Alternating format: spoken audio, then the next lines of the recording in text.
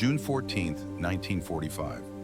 The war in Europe had been over for 5 weeks, but inside Interrogation Room 3 at Camp Livingston, Louisiana, a different kind of battle was about to begin. One that would change how America thought about its enemies forever. Sergeant William Tucker sat across from Hauptmann Karl Richter. Between them, a scarred wooden table. On that table, a white ceramic plate, 3 fried eggs, sunny side up, 6 strips of bacon still glistening with grease, 2 pieces of toast with real butter melting into golden pools, a cup of coffee, black steam rising like a ghost in the humid Louisiana air. Karl Richter stared at that plate like it was a bomb ice about to explode. His hands trembled in his lap. The iron cross pinned to his gray naval uniform caught the light from the single bulb overhead. His face was hollow cheekbones, sharp as broken glass. He had not eaten real bacon in 4 years, maybe longer. He could not remember anymore. Bill Tucker pushed the plate forward, just an inch. The scrape of ceramic on wood sounded loud in the silence. He said nothing at first, just waited, watching, the way you watch a cornered animal unsure if it will run or bite. "Go ahead, Captain." Bill's voice was flat, Southern drawl softened by 3 years of Army discipline. "It's real, no tricks." Carl's eyes snapped up, blue eyes bloodshot, exhausted. "You are trying to break me with kindness." His English was good, accent thick as fog but understandable. "I will not." His stomach growled, loud, undeniable, betraying him. Bill's expression did not change. He leaned back in his chair. The wood creaked under his weight. He was a big man, farm strong, Georgia clay under his fingernails even after 3 years of war. He folded his arms across his chest, waited. Carl's hand moved, slow, like he was reaching for something holy or dangerous. His fingers closed around the fork, metal against skin, cold, real. He stabbed one of the eggs. Yolk broke, golden, running across the white plate like liquid sunshine. He lifted it to his mouth. The taste hit him like a punch to the gut. Salt, fat, protein, real food. Not sawdust bread, not turnip soup, not ersatz coffee that burned your throat and left you emptier than before. Real, American, abundance. Karl Richter, commander of U-Boat 534, who had sent 8 Allied ships to the bottom of the Atlantic, who had killed over 400 merchant sailors in the name of the Third Reich, who had survived the sinking of his own boat and the deaths of 49 of his crew, closed his eyes and wept. But let's go back to the beginning, because this story is not just about one German captain crying over breakfast. This is the story of how Doughnuts defeated Nazi ideology, how a Southern sergeant taught a naval officer what America really means, and how the greatest weapon in World War II was not the atomic bomb. It was kindness, simple, unexpected, devastating kindness. This is the story of the last good war, and how we won it twice, once with bullets and once with bacon. But first you need to understand what Karl Richter was hiding in his boot, and why Sergeant Bill Tucker was about to risk everything to save the life of a man he was supposed to hate. The arrivals May 15th, 1945.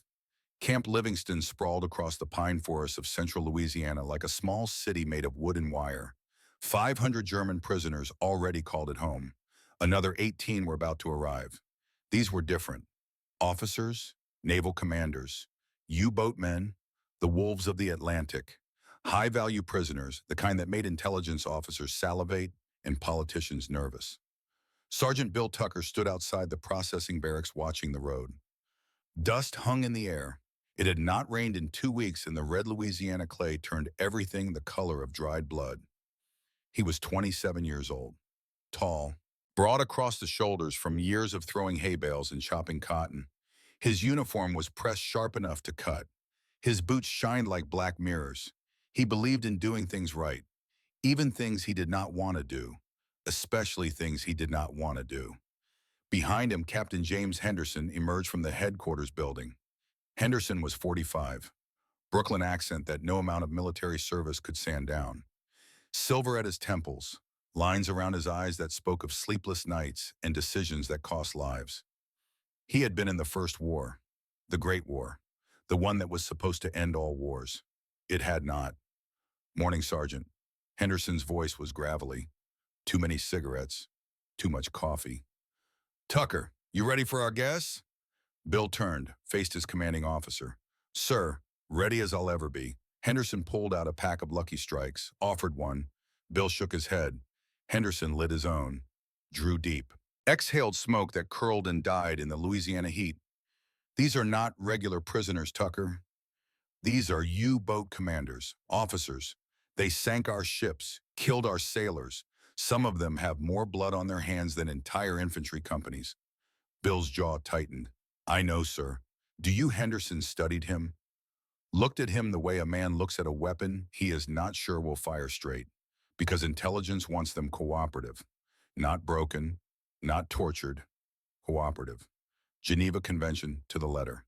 Then we see what happens. Bill said nothing, just waited. Henderson took another drag. You lost someone. Your brother. Guadalcanal. Yes, sir. Tommy, 2nd Marines. Sniper got him in November 43. I'm sorry. Henderson's voice softened. Just a fraction. That's why you volunteered for POW duty, to look the enemy in the eye. Something like that. Bill's voice was quiet, dangerous quiet. Henderson dropped the cigarette, ground it under his boot. I need you to do something for me, Tucker. Something that goes against every instinct you have. I need you to treat these men like human beings. Can you do that? They are the enemy, sir. They were the enemy. Henderson pointed down the road. Dust cloud rising in the distance. Trucks coming. The war is over.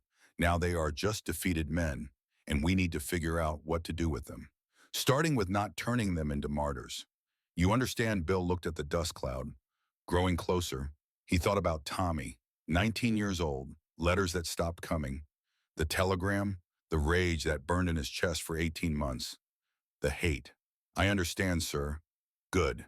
Because if you cannot handle this, I need to know now, no shame in it. This is not a job for everyone. Bill met Henderson's eyes. I can handle it, sir. Henderson nodded, turned to walk away, then stopped. One more thing, Tucker. These men have been told for years that we are monsters, that America is weak and decadent and will torture them or work them to death. Show them they were lied to. That is your real mission. Show them the truth. What truth is that, sir? That we are better than the war that made us fight. The trucks rolled in 10 minutes later. 3 of them. Canvas covered, guards on each running board with M1 Garands held ready. The convoy stopped in front of the processing barracks. Dust settled. Silence fell heavy as wet canvas.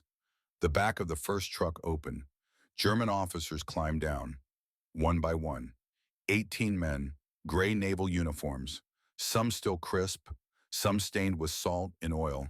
All of them thin, too thin, eyes hollow, faces gaunt. Prisoners of war. Defeated. Done. But they still stood at attention. Old habits, military bearing, pride that would not die even when everything else had. Carl Richter was third off the truck. He was 32 years old but looked 50. Dark blonde hair going gray at the temples. Face that had once been handsome now carved down to bone. Blue eyes that had stared through periscopes at merchant ships silhouetted against dawn skies. Eyes that had watched torpedoes streak through black water toward hulls packed with fuel and food and men who would die screaming. He carried a small canvas bag. Everything he owned in the world. A spare shirt, socks with holes, a prayer book, and a letter sewn into the lining of his left boot. A letter he had read so many times the paper was thin as tissue. A letter from his wife, from Hamburg, dated April 15th, 1945. A letter that might be the last words she ever wrote. Bill watched them line up, counted. 18. All accounted for. He moved down the line with his clipboard, names, ranks, serial numbers, face after face, enemy after enemy. He kept his expression neutral, professional, but inside the hate simmered. One of them killed Tommy. Maybe not these specific men, but men like them. Submarines hunting convoys, torpedoes in the night, ships going down with all hands. Good men, American men, dying cold and alone in the Atlantic while these bastards celebrated another kill. He stopped in front of Carl Richter. Read the name on the clipboard. Hauptmann Carl Richter, U-534. He looked up, met those blue eyes. Is that you? Yes. Carl's English was accented but clear. Hauptmann Carl Richter, Commander U-Boat 534, captured May 3rd, 1945, Kattegat Strait. Bill made a notation. How many ships did you sink? Captain Carl's jaw tightened. That information is classified. The war is over. There is no more classified. How many ate? Carl's voice dropped. Commercial vessels, 3,000 tons each. Approximately. Bill did the math in his head. 8 ships, 50 men per ship minimum.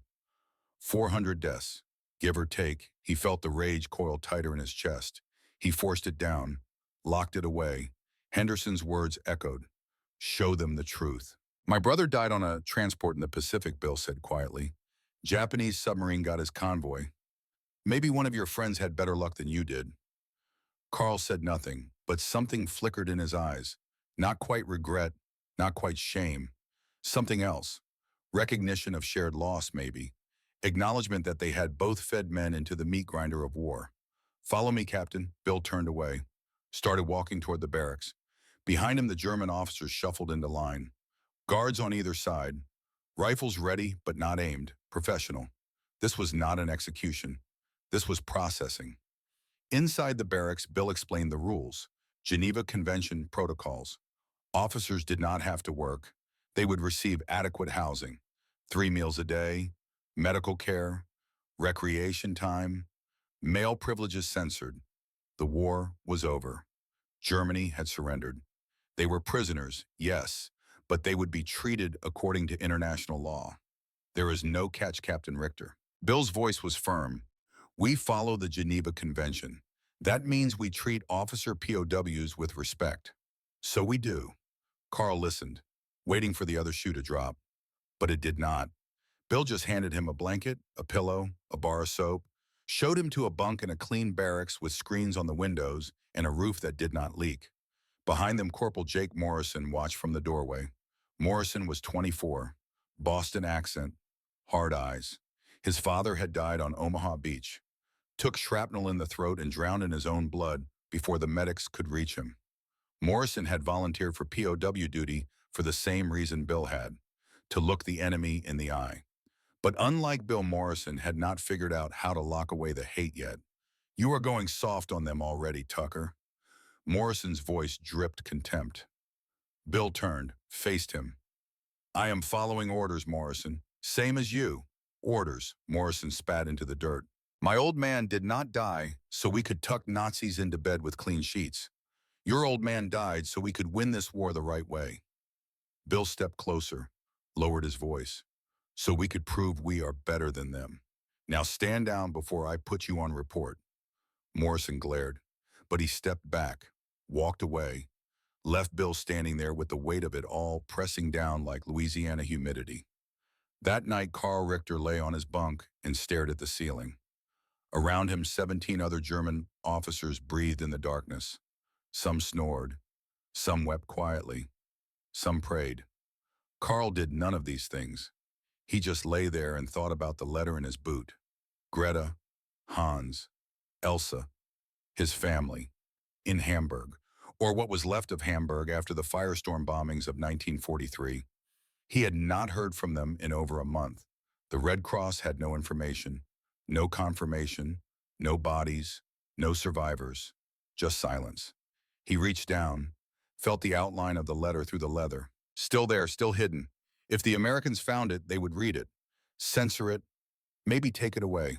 He could not let that happen. It was all he had left. On the top bunk, Oberleutnant Friedrich Steiner stirred, 38 years old, SS liaison officer, true believer, even now, especially now. He leaned over the edge, whispered in German, Richter, are you awake? Yes. Remember who you are. Friedrich's voice was cold as Baltic ice. We are officers of the Reich, defeated, yes, captured, yes, but not broken, never broken. Do not let them seduce you with their softness. It is a trap. Carl said nothing. Do you hear me, Richter? Friedrich's hand gripped the bunk frame, white knuckles in the darkness. We will not bow to these people. We will not forget what we fought for. The war is over, Friedrich. Carl kept his voice flat. We lost. The war is never over. Not until the last German soldier stops fighting. We are prisoners in body, but our minds remain free. Our loyalty remains pure. Remember that. Friedrich rolled back onto his bunk. Silence returned, but his words hung in the air like smoke. Carl closed his eyes, thought about loyalty, about purity, about the fatherland, about everything he had believed for the past 12 years, everything he had fought for, bled for, watched friends die for. And he wondered if maybe, just maybe, it had all been a lie. Outside Louisiana, crickets sang their summer song. The night was warm, humid, alive. Somewhere in the distance, American soldiers laughed. The sound carried on the breeze, easy, relaxed, victorious. Carl listened to that laughter and felt something crack inside him. Just a hairline fracture. Nothing dramatic, but there, real. The first crack in a dam that would soon break wide open. Tomorrow would bring breakfast, and everything would change. Tomorrow he would taste bacon for the first time in 4 years. And he would learn that everything he had been told about America was a lie. Every single word. Tomorrow the war would end again. Not with bombs, not with surrender documents, but with doughnuts and tears. And the realization that kindness can be the most devastating weapon of all. But tonight Carl Richter lay in the darkness and held on to the memory of his wife's last words. Words that might be the only thing standing between him and total collapse. Words that reminded him he was still human, still capable of love, still worth saving. Even if he did not believe it yet, even if he could not see the path forward through the wreckage of everything he had once believed. The letter in his boot pressed against his ankle, paper and ink, hope and memory. A reminder that somewhere, somehow, life might still be waiting for him. If he could figure out how to deserve it, if he could learn to be something other than what the war had made him, if he could find a way to live with what he had done, tomorrow, everything would start tomorrow, with bacon and eggs and the terrible, beautiful realization that the enemy might be the only one who could save him now. Morning came to Camp Livingston the way it always did in Louisiana, slow, heavy, the sun climbing through layers of humidity until the whole world felt like breathing through wet wool. Bill Tucker was already awake, had been since 0500. Old habits, farm habits. The Army had not changed him in that regard, just pointed his discipline in a different direction. He walked toward the German officer's mess hall carrying a clipboard and a knot of tension in his gut. First breakfast, first real test. Would they eat? Would they refuse? Would they cause trouble? Henderson's orders were clear. Geneva Convention to the letter. Feed them properly. Treat them with respect. Show them what America really meant. Easy words, harder practice. The mess hall smelled like every Army mess hall Bill had ever entered. Coffee and bacon grease and institutional cleaning solution. But today it smelled like something else too. Opportunity, or maybe disaster. Hard to tell the difference sometimes. Carl Richter was fourth in line. He had barely slept. The bunk was too soft, the silence too loud. He kept expecting sirens, bombs, the screaming klaxon that meant dive, dive, dive. But none of that came. Just Louisiana crickets and American guards laughing somewhere in the distance, and the absolute strangeness of being alive when so many were dead. The line moved forward. Carl could see the serving tables ahead. Steam rising, the smell hit him like a physical force. Real food. His stomach clenched. 4 years of hunger did not disappear overnight. 4 years of sawdust bread and turnip soup and ersatz coffee that tasted like burnt dirt.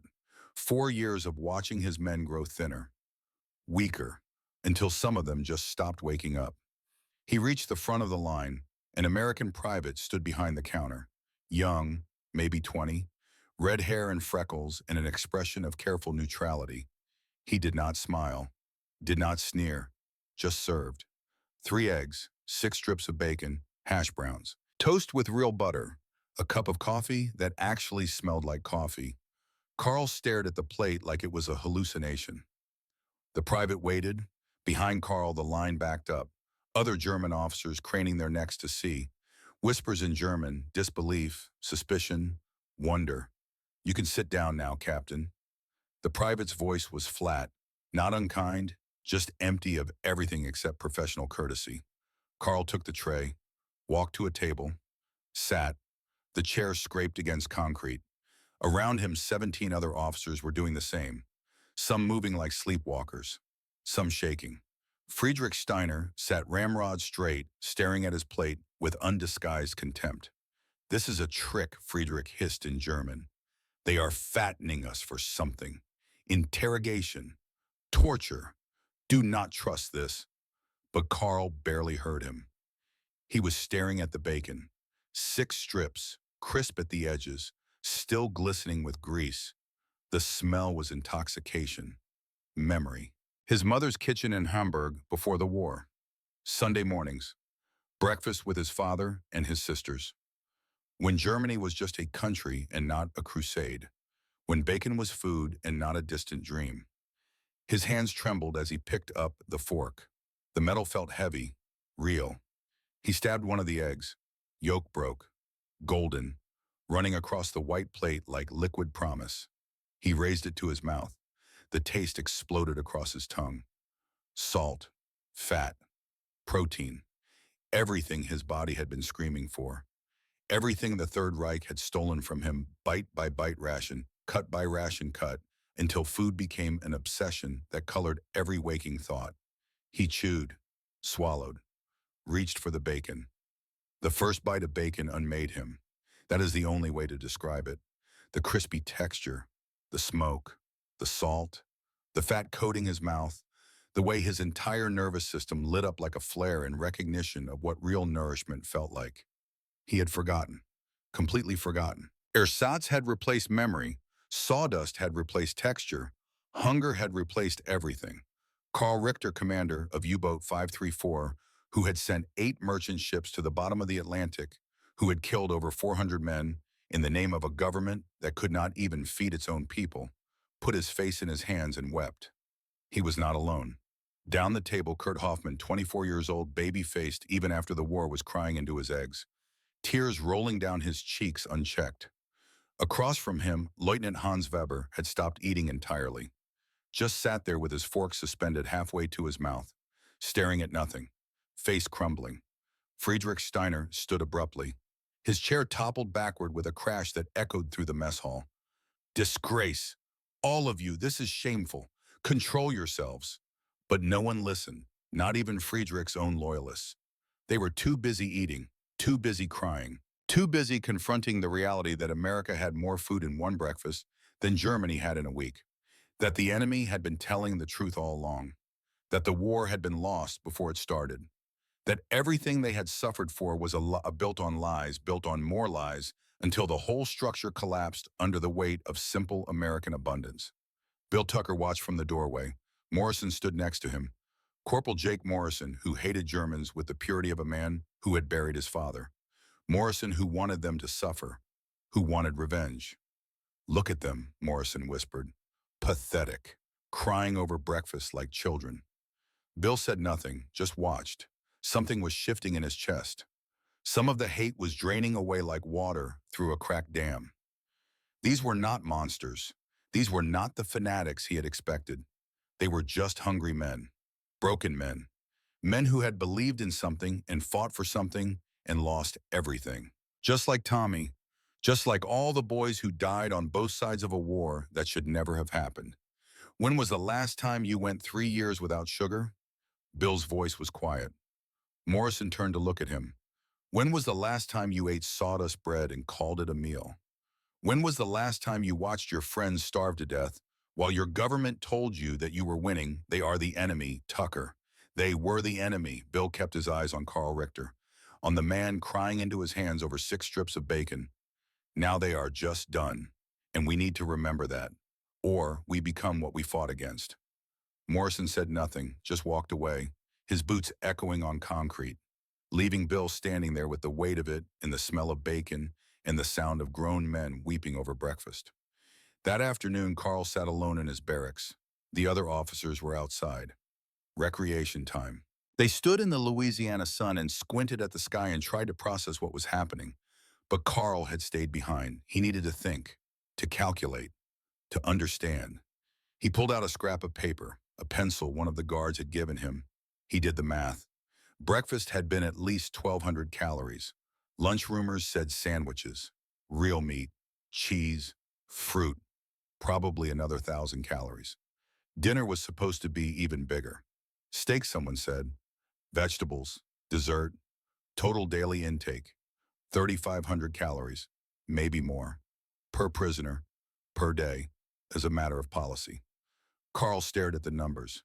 In Hamburg, civilian rations in 1944 were 300 grams of bread, mostly sawdust and potato flour, 50 grams of meat when available, usually not available, ersatz coffee that was just roasted acorns, maybe 1,000 calories on a good day, often less. His family, Greta, Hans, Elsa, they had been living on that. While he was at sea hunting convoys, believing that he was protecting them, that his sacrifice mattered, that Germany was strong and America was weak, and the fatherland would triumph because they had the will and the discipline and the superior race, all lies. Every word, America was not weak. America was so strong it could feed its prisoners better than Germany fed its citizens.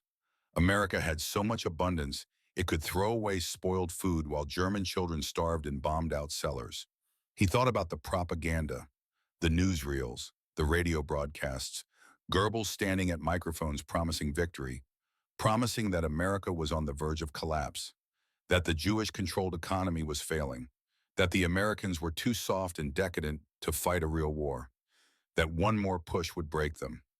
One more push, one more offensive, one more sacrifice, one more winter, one more year, until there was nothing left to push with and nowhere left to push to, and the whole rotten structure came crashing down. And he had believed it. God help him, he had believed every word, because the alternative was unthinkable. The alternative meant that he had killed 400 men for nothing, that his crew had died for nothing, that the entire war was nothing but a waste, a crime, a catastrophe orchestrated by madmen and followed by fools. Carl crushed the paper in his fist, threw it across the room, put his head in his hands, not crying now, just empty, hollowed out, a shell casing after the bullet has been fired. Outside, Louisiana cicadas sang. The sound was alien, foreign, American, everything he was not, everything he could never be. A prisoner in enemy territory, a defeated man in a victorious land, a believer whose God had been revealed as a fraud. The letter in his boot pressed against his ankle. Greta's last words, the only thing keeping him tethered to sanity, to humanity, to the memory of who he had been before the uniform and the war and the lies. He reached down, felt the outline through the leather. Still there, still hidden, still his. For now. May 18th, 3 days into captivity. Bill Tucker approached the recreation yard carrying a wooden crate. The sun was high and hot, the kind of heat that made your shirt stick to your back and your thoughts slow to molasses. German officers stood in small groups, talking quietly, smoking American cigarettes they had been issued, still processing, still adjusting, still trying to understand what their new reality meant. Bill set the crate down on a bench, opened it. Inside were doughnuts, 4 dozen of them, fresh from the base bakery, glazed, powdered, chocolate frosted. The smell rose like incense, sugar and fried dough and sweetness that had been rationed out of existence for most of Europe. Captain Henderson thought you men might like something sweet. Bill's voice carried across the yard. To celebrate the end of the war in Europe, silence fell like a hammer. Every German officer turned to look. At Bill, at the crate, at the doughnuts gleaming in the Louisiana sun.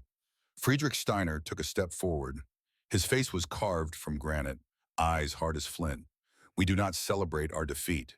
Friedrich's English was perfect, clipped, precise. We do not accept charity from our conquerors. Bill looked at him, looked at the anger and the pride and the refusal to bend. He understood it, respected it even. A man who would not break. But respect did not mean agreement. Then celebrate being alive, Captain. Bill's voice was calm.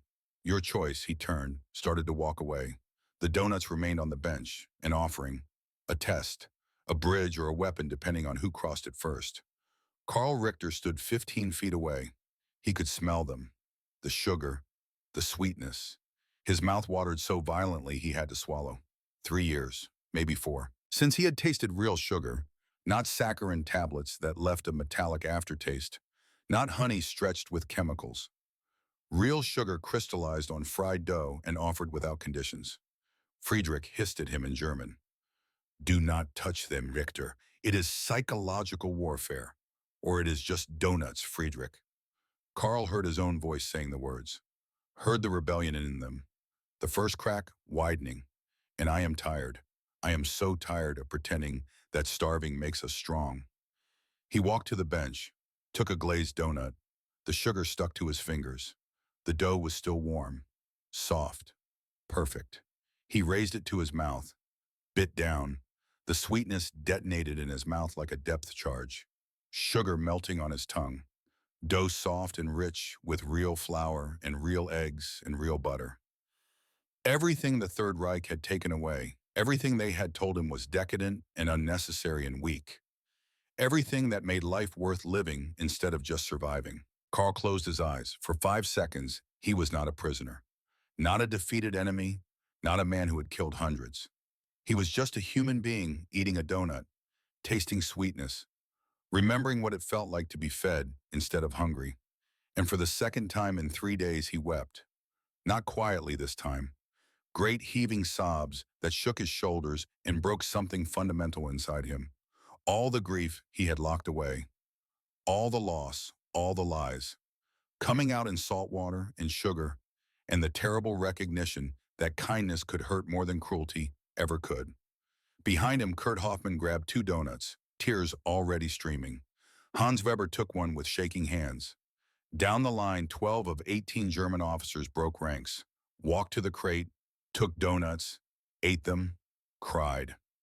Friedrich Steiner and 5 others remained standing, rigid, refusing. But even they watched with eyes that betrayed hunger and longing and the slow erosion of certainty. Bill Tucker stood 50 yards away, Morrison next to him, Morrison who wanted blood, Morrison who wanted them to suffer. Jesus Christ, Morrison breathed. They are crying over donuts. Bill said nothing for a long moment, just watched grown men weep over sugar, over kindness, over the simple recognition that maybe the enemy was not what they had been told either, that maybe propaganda cut both ways, that maybe the war had lied to everyone. When is the last time you went 3 years without sugar? Bill's voice was soft, distant, like he was talking to himself. When is the last time sweetness was a memory instead of a right? They are the enemy, Tucker. But Morrison's voice had less conviction now, less certainty. They were the enemy. Now they are just men eating donuts. And maybe that is what victory actually looks like. Not corpses, not revenge, just the space to be human again. From his office window, Captain Henderson watched, made a notation in his logbook, smiled. Not a happy smile, not triumphant, just satisfied. The way a man smiles when a gamble pays off, when an experiment yields results, when kindness proves to be the most devastating weapon after all. Because Henderson understood something that took most men a lifetime to learn. You could not defeat an ideology with bullets. Bullets just made martyrs, made myths, made the next generation of fanatics. But you could defeat an ideology by proving it was built on lies, by showing men that everything they had been told was false, that the enemy was not a monster but a mirror, that maybe, just maybe, there was another way to live. The donuts were not charity, they were ammunition, aimed at the heart of everything the Third Reich had built. And judging by the tears in the recreation yard, they had hit their target dead center.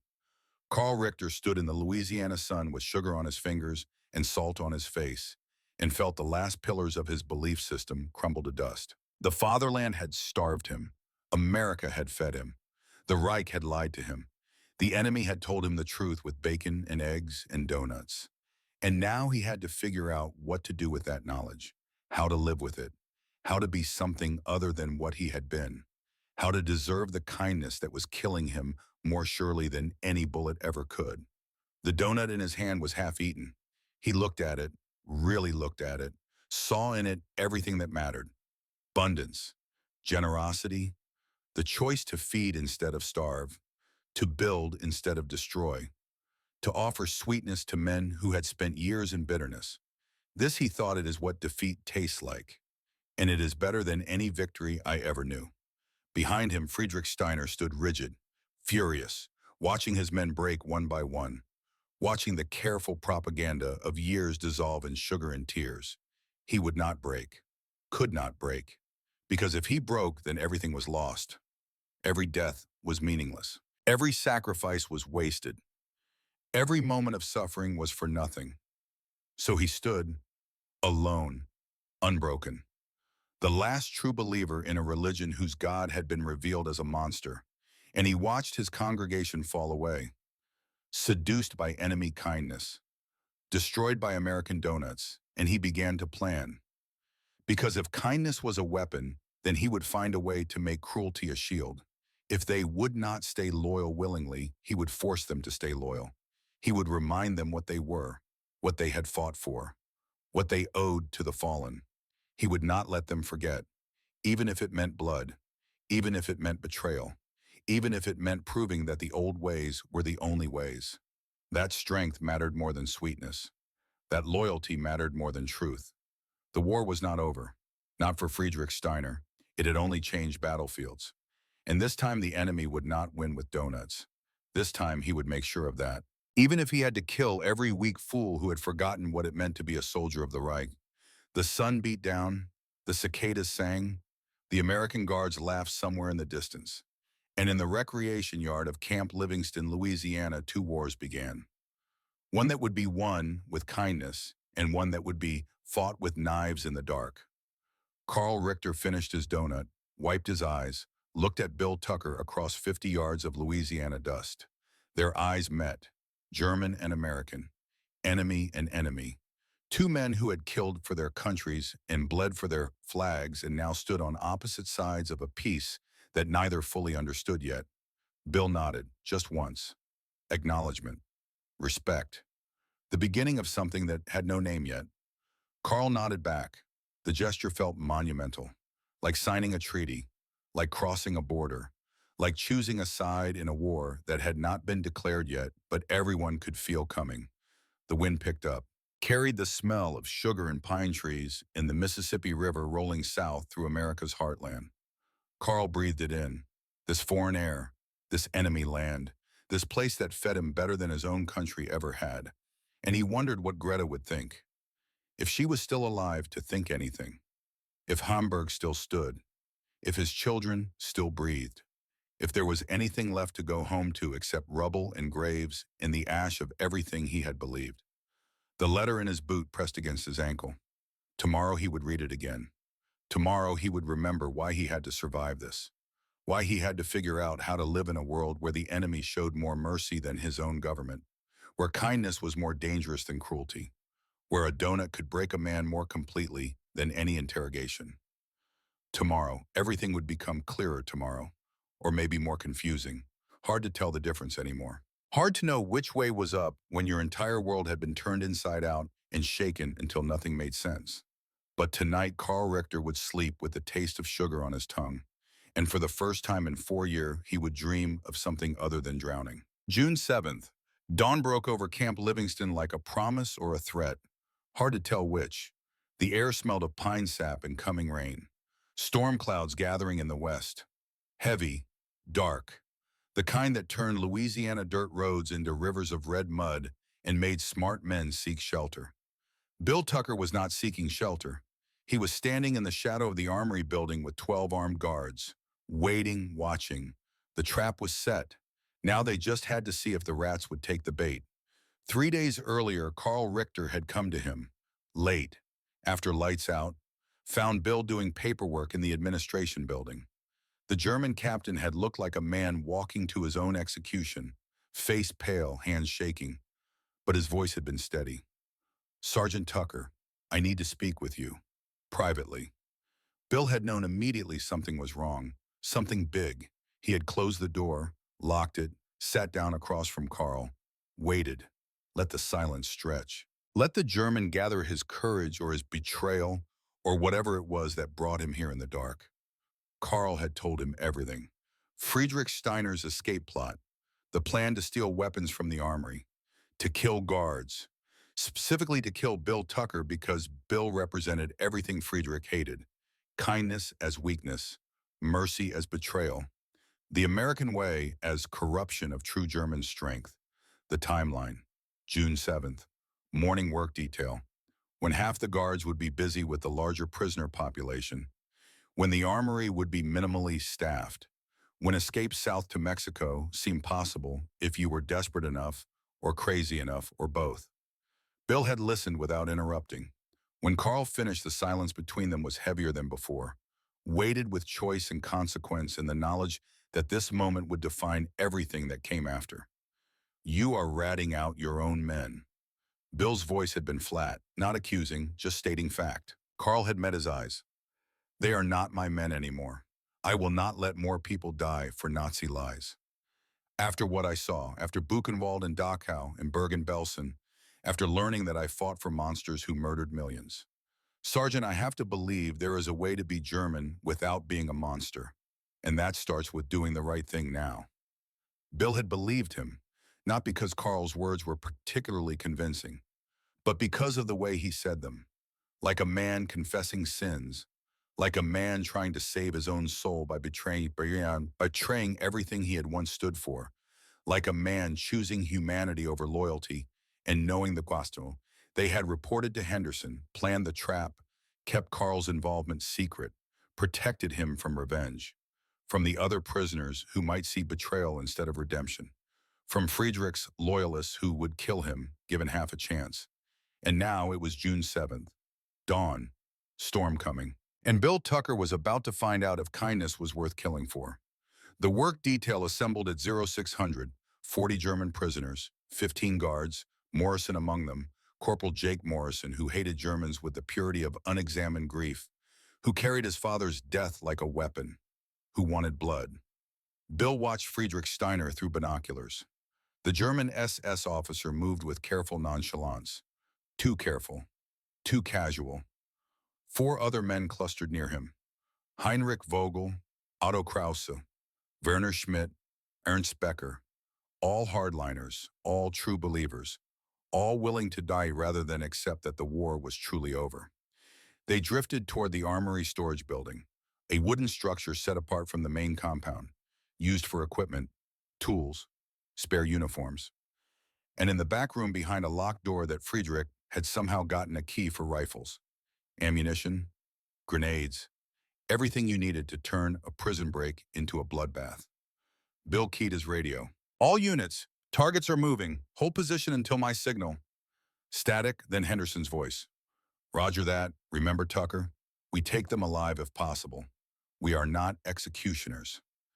Bill did not respond, just watched Friedrich and his men slip around the corner of the building, out of sight of the main guard tower. Moving fast now, no more pretense. This was it. The moment of truth. He gave them 60 seconds. Let them get inside. Let them think they had succeeded. Let them reach for the weapons. Then he moved. Hand signal. 12 guards flowing out of cover like water. Silent, professional, surrounding the building, cutting off escape routes. Bill reached the door first. Could hear voices inside. German. Excited. Friedrich giving orders. The scrape of wood on concrete. Rifle bolts clicking. The sounds of men who thought they were about to win. Bill kicked the door open.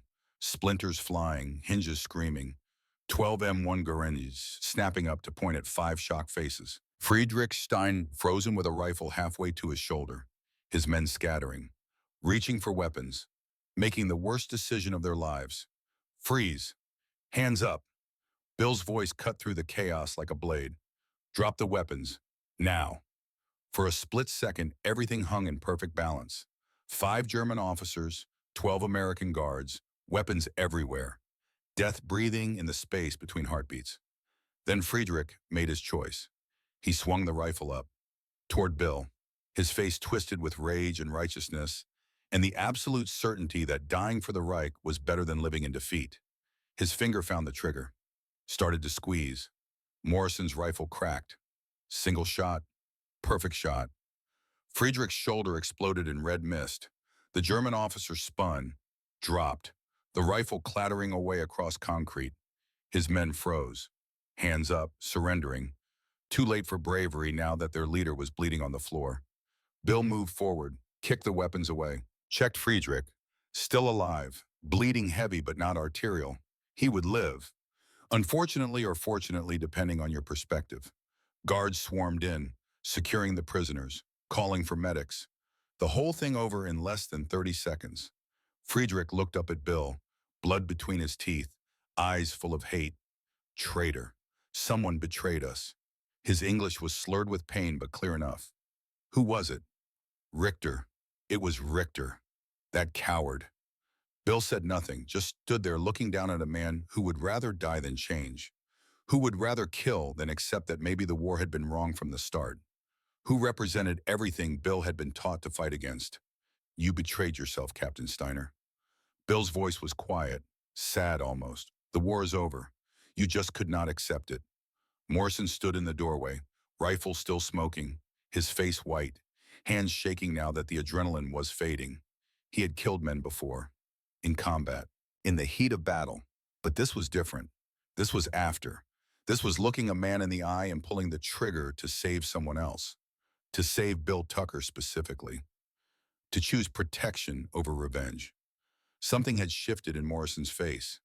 Some of the hate had drained away, replaced by exhaustion, by the recognition that killing did not feel as good as he thought it would. That revenge was a hollow victory, that maybe Tucker had been right all along. The medics arrived, loaded Friedrich onto a stretcher. The other 4 conspirators were cuffed, marched away.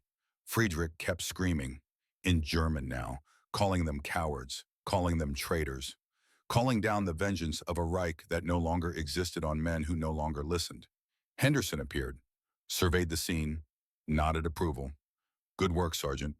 Clean, professional, exactly what I wanted. Thank you, sir.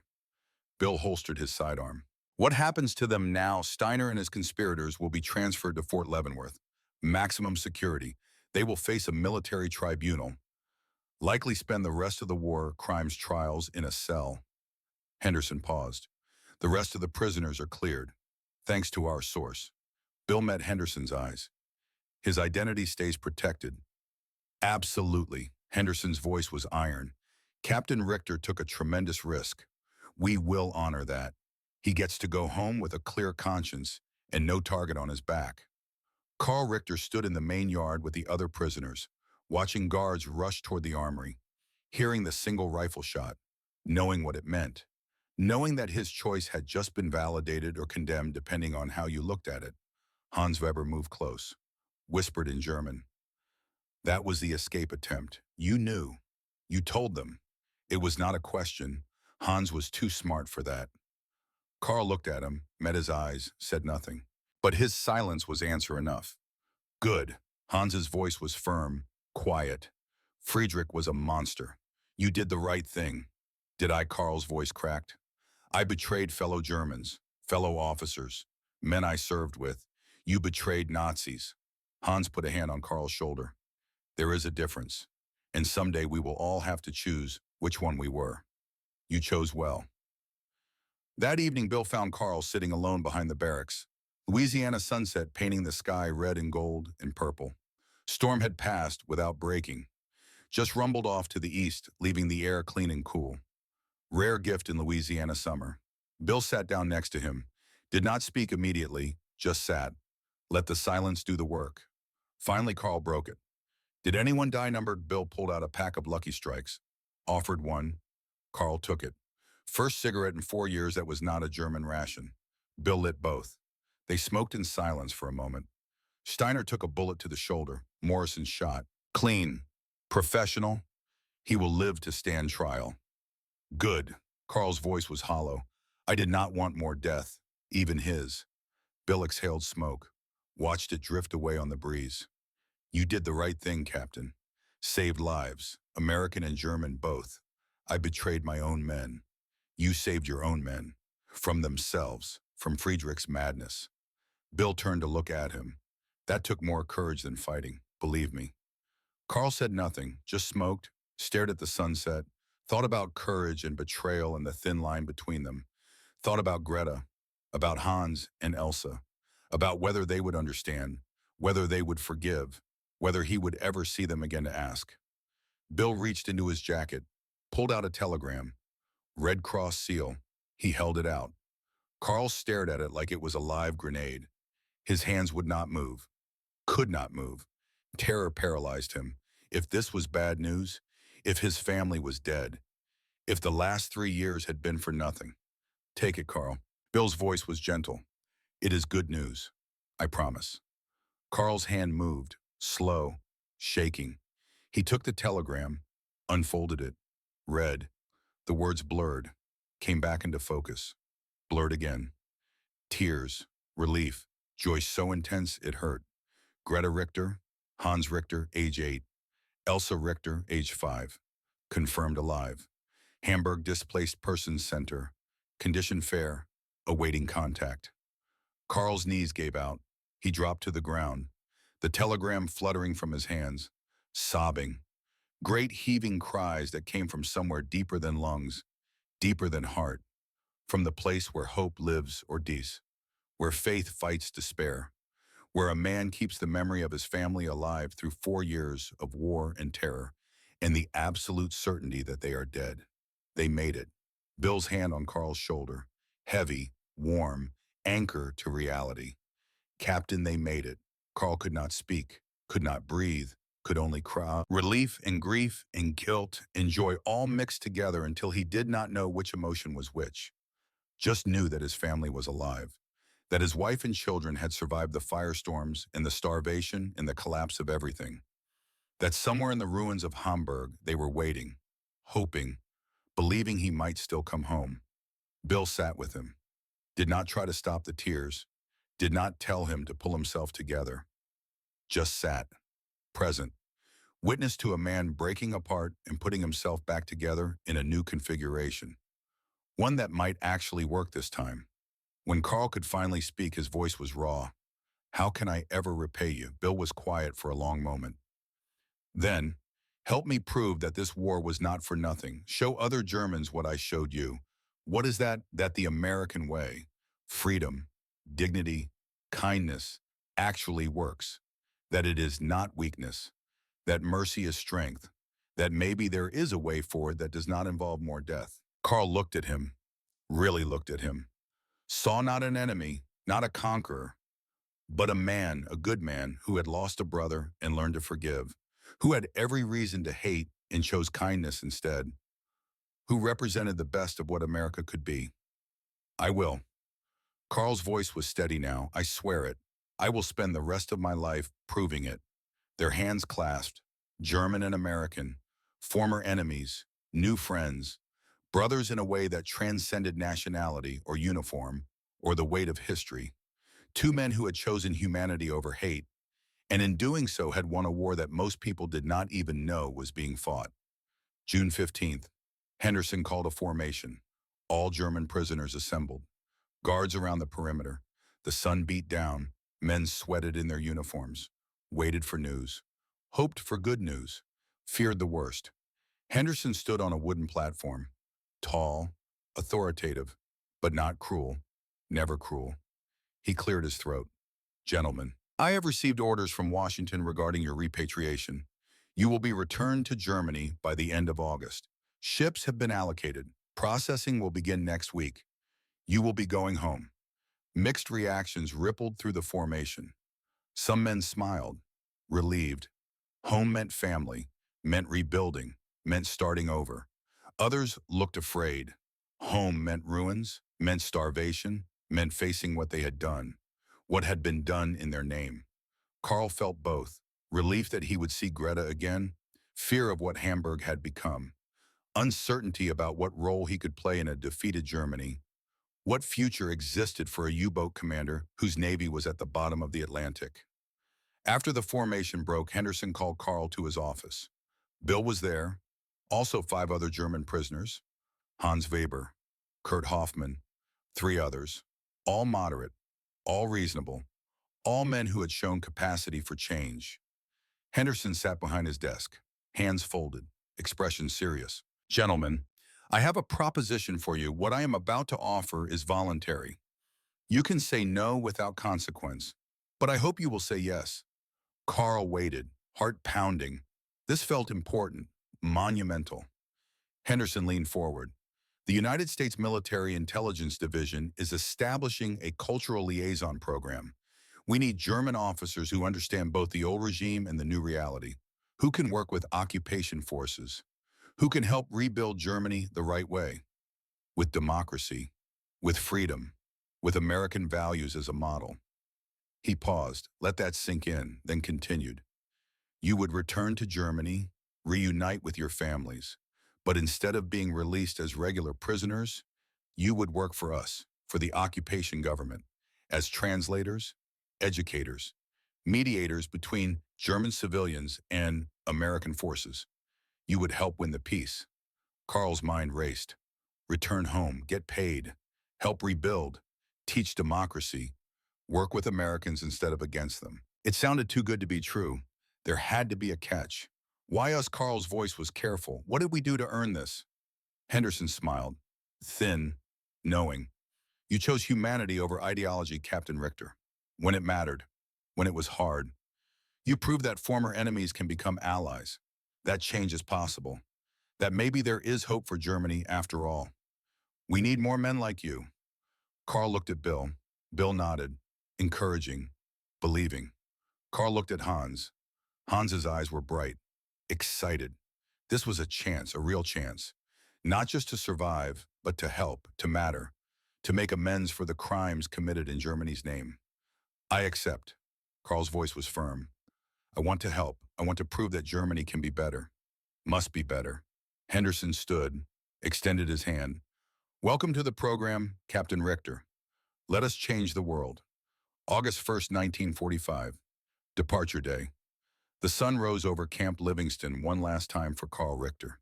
He stood with his small canvas bag, everything he owned, a spare shirt, the prayer book, the letter from Greta finally out of his boot carried in his breast pocket near his heart where it belonged. Around him, 18 German officers prepared to board trucks that would take them to ships that would take them home. Most were going back as regular civilians, but Carl and 4 others wore different expressions.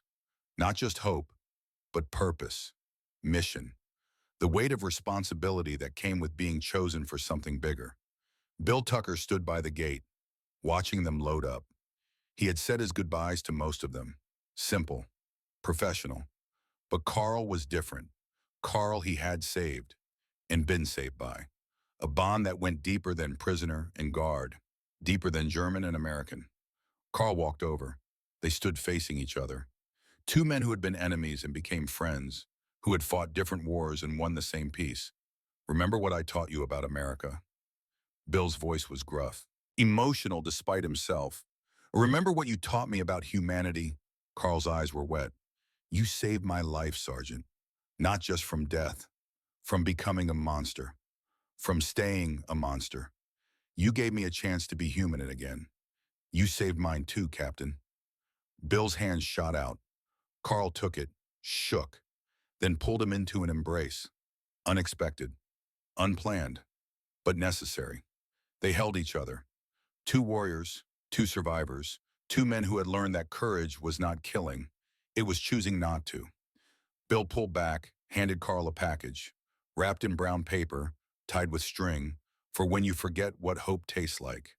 Carl opened it. Inside, a jar of Louisiana honey, a pack of doughnuts carefully preserved, stale but still sweet, and a small American flag, folded neat and proper, stars and stripes that had once meant enemy, that now meant something else, something better.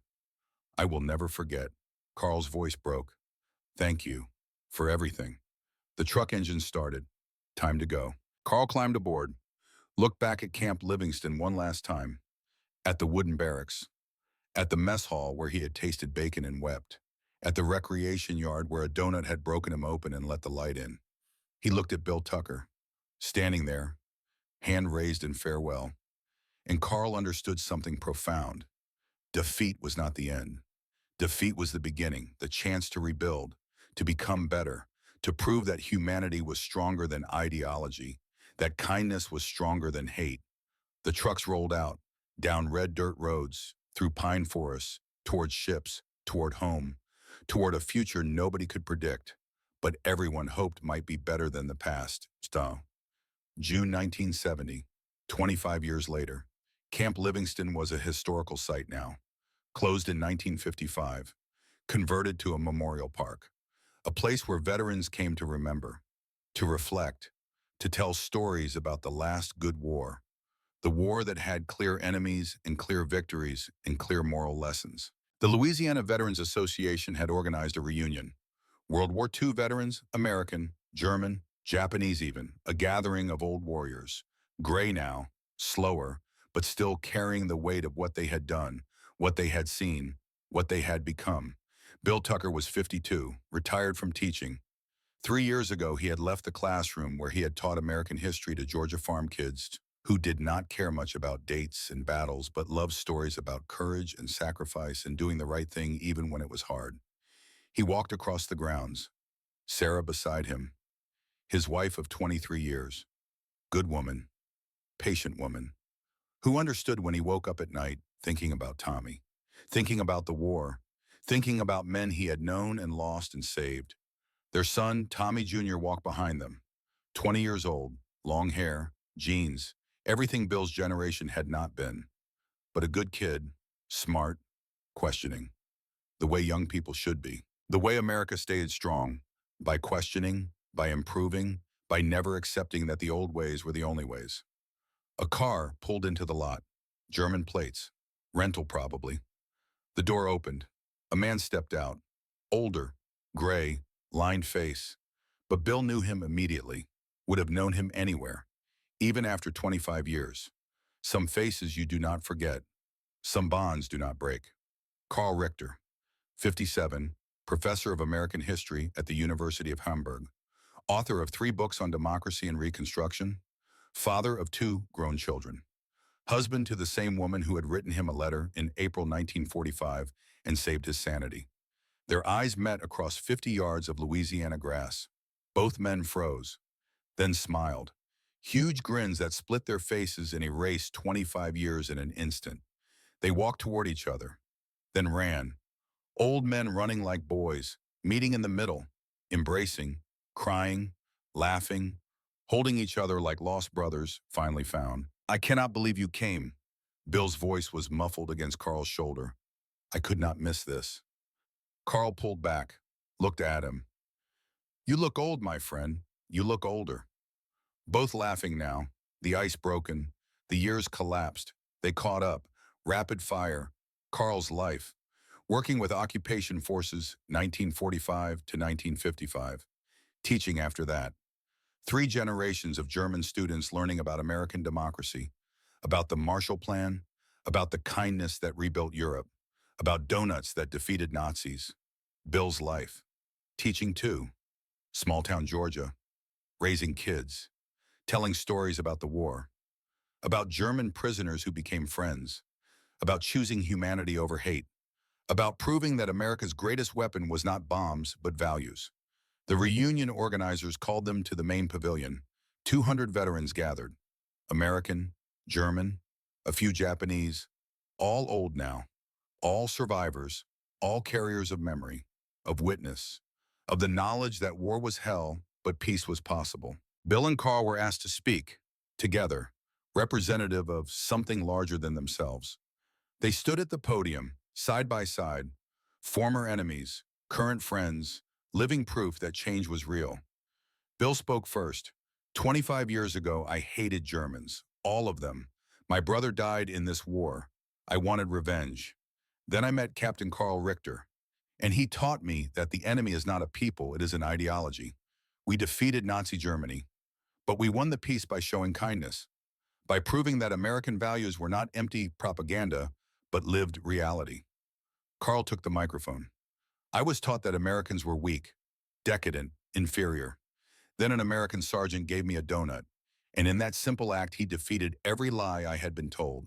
The greatest weapon in World War II was not the atomic bomb. It was the values this nation stands for. You did not just defeat us, you redeemed us. You showed us a better way. And millions of Germans are grateful. The room erupted. Standing ovation, 200 old warriors on their feet, clapping, some crying, veterans who remembered, who understood, who knew that winning the war was important, but winning the peace was everything. Bill and Carl stood together, hands clasped, raised above their heads. Victory, not over each other, but over hate, over ideology, over the forces that divided humanity into us and them. They had won, not with bullets, but with bacon and donuts in the simple revolutionary act of treating enemies like human beings. The freeze frame captured them there. Two men, two flags, one message. That kindness was strength. That mercy was victory. That the American way was not perfect, but it was real. And it worked. When you let it. When you chose it. When you believed in it enough to offer donuts to men who had killed your brothers. Epilogue. Sergeant William Tucker died in 1989. Heart attack, quick, painless. The way old warriors hope to go. Carl Richter spoke at his funeral. Told the story about the donut, about the kindness that saved his soul, about the friend who proved that enemies could become brothers if you were brave enough to try. Carl continued teaching until 1995, 50 years of educating Germans about democracy, about America, about the values that rebuilt Europe after the most devastating war in human history. 3 generations learned from him, thousands of students, all carrying the story forward, the lesson forward, the hope forward. Of the 400,000 German prisoners held in America during World War II, over 5,000 chose to immigrate after the war, became Americans, became citizens of the country that had defeated them and then fed them and then offered them a future. They became living bridges, proof that the American experiment worked. That diversity was strength, that enemies could become family. Camp Livingston closed in 1955. Today a plaque stands on the site, bronze, weathered, words carved deep. Here during World War II, enemies became friends. In victory, America chose kindness. In defeat, Germany found redemption. In the end, humanity triumphed over hate. Modern day, Tommy Tucker Jr. visits that plaque with his grandson. The boy is 10, curious, sharp, asks questions the way kids do. Grandpa, is it true your dad was friends with a Nazi? Tommy Jr. kneels down, looks his grandson in the eye. No, son. My dad was friends with a German who learned he had been lied to. There is a difference. And that difference is what makes America great. Not our weapons, not our wealth, but our willingness to see enemies as human beings, to offer second chances, to prove that kindness is not weakness. It is the strongest thing in the world. The boy thinks about that, nuns, looks at the plaque. Can we come back here? We can come back anytime you want. Tommy Jr. stands, puts his hand on his grandson's shoulder. This is your history too. Remember it, learn from it, pass it on. They walk away. Grandfather and grandson, American, through and through, carrying forward the legacy of Bill Tucker and Carl Richter, of donuts that defeated Nazis, of kindness that won wars, of the simple truth that had taken humanity 10,000 years to learn and kept forgetting every generation. That we are all human, all worthy, all deserving of dignity and second chances and the opportunity to be better than our worst moments. That is the American way. Not perfect, not always practiced, but always possible, always within reach, always worth fighting for. That is what the last good war taught us. That victory is not just defeating the enemy, it is making them your friend. It is proving that your values are worth emulating. It is winning the peace and the hearts and the minds. That is what Bill Tucker and Carl Richter proved. 2 men, 2 nations, 1 donut at a time. And that is a legacy worth remembering, worth honoring, worth passing down to every generation that comes after. So they know, so they remember, so they never forget what we fought for, what we won, and how we won it. Not with hate, but with hope. Not with cruelty, but with kindness. Not with revenge, but with redemption. That is America, at its best, at its truest, at its most powerful. And that will always be worth fighting for. Always. The end.